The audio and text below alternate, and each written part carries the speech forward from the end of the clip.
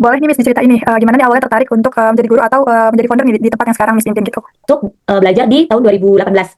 Awal masuknya metode Montessori Indonesia, saya merasa bahwa filosofi metode Montessori kok sejalan dengan Ki Hajar Dewantara, bahwa setiap anak berhak mendapatkan pendidikan dan mendidik sesuai fitrahnya, bukan memaksakan ambisi orang tua. Jadi dari situ saya merasa kayak ternyata menjadi guru itu seperti seni ya, seni dalam artian kita sesuai dengan fitrahnya, sesuai dengan kebutuhan apa yang dimiliki anak, seperti itu. Nah, dalam keseharian Miss nih, apa sih tugas utama Miss dan juga tanggung jawab Miss-nya nih sebagai, guru di sekolah tersebut? Tersiswa, kita sebagai pengajar itu harus tahu tentang ilmu pengetahuan, harus tahu administrasi dengan kelas, memastikan proses belajar mengajar itu efektif dan efisien. Dan juga yang pasti sebagai guru kita harus punya tanggung jawab secara profesional nih, misalnya menciptakan suasana yang kondusif dan aman bagi tumbuh kembang dan potensi siswa di sekolah.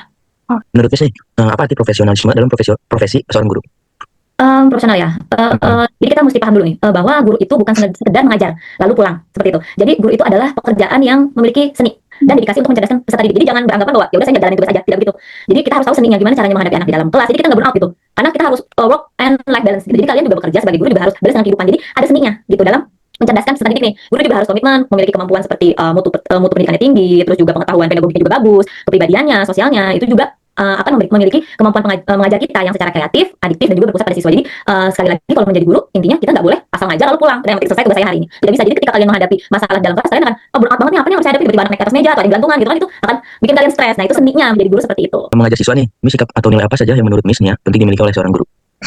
Sikap ya. Iya. Yang pasti namanya guru itu kan gugu dan ditiru ya. Yang pasti kalian harus punya teladan, menjadi role model nih secara sikap, kepribadian, komunikasi semua harus menjadi teladannya. Nggak mungkin kalian sama teman manggilnya brosis ya kan, nggak mungkin gitu. Walaupun selevel nih misalnya ngajarnya gitu, tidak boleh. Itu. Terus yang kedua adalah peduli terhadap siswa. Misalnya ada anak dalam kelas itu kok murung gitu kan, kalian harus peduli nih kenapa dia harus aware, peka seperti itu.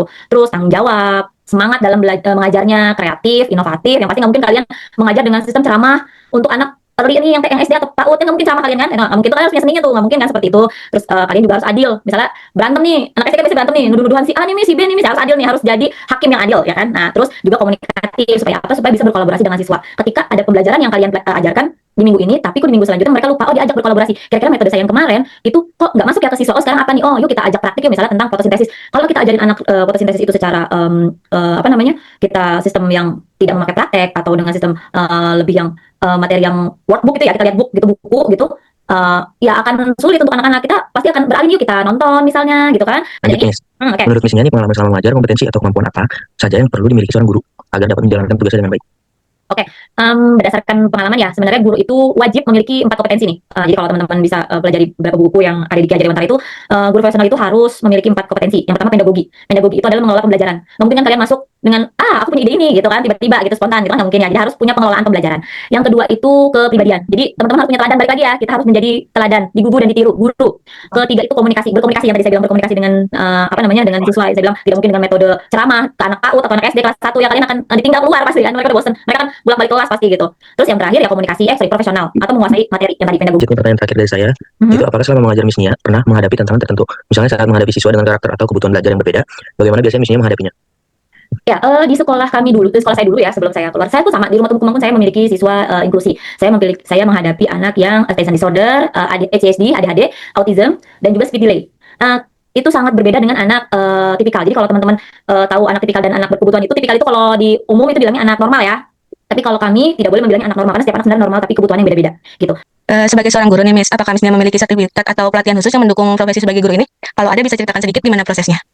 Oke, saya ada beberapa sertifikat. Yang pertama yang tadi saya bilang pengalaman awal itu, saya dapat sertifikat Montessori, pelatihan Montessori. Di situ pelatihan Montessori itu kurang lebih 7 bulan dengan beberapa rangkaian. Nah itu di Montessori ada 5 area, namanya area Montessori itu ada practical life skill, area kultural, bahasa, matematika, sama satu lagi tuh kalau nggak salah tentang praktika kultural ya. Dalam profesi sebagai guru nih, tentu kan ada etika atau aturan yang perlu dijaga. Menurut Miss-nya, hal apa saja yang penting diperhatikan oleh seorang guru agar tetap bersikap profesional terhadap muridnya? Yang pertama sih yang pasti batasan dalam pergaulan. Kadang ada guru yang terlalu dekat sama anak sehingga anak jadi tidak sopan ya. Itu yang pertama. Boleh dekat tapi nggak boleh terlalu dekat. Gimana ya? Dekat tapi ada batasannya lah, intinya gitu. Terus hukuman sama teguran. Jadi kalau misalnya itu kita ada batasan menghukum sama menegur anak, itu ada batasannya. Tidak boleh terlalu ekstrim. Anak misalnya baru berantem sedikit, pulang ya gitu. Harus ditegur dulu, dikasih peringatan 1, 2, 3, panggil orang tuanya, baru kalau nggak kita ada time out dulu. biasanya saya gitu ya, ada time out dulu sekali, 2 kali, 3 kali, kalau tidak kita panggil orang tuanya, kita ajak diskusi, jika tidak kita kasih namanya berita acara, orang tua tanda tangan, kalau anak tersebut memang melakukan hal itu lagi, kita kasih pulang, kita skorsing 3 hari, biasanya seperti itu. Ya, mungkin ya, cukup untuk wawancara kita tentang profesi kali ini. Terima kasih juga kepada Miss Nia. Kami pamit. Wassalamualaikum warahmatullahi wabarakatuh. Waalaikumsalam, semangat ya, semangat puasanya. Terima kasih, Miss. Ya. Terima kasih, Miss. Ya.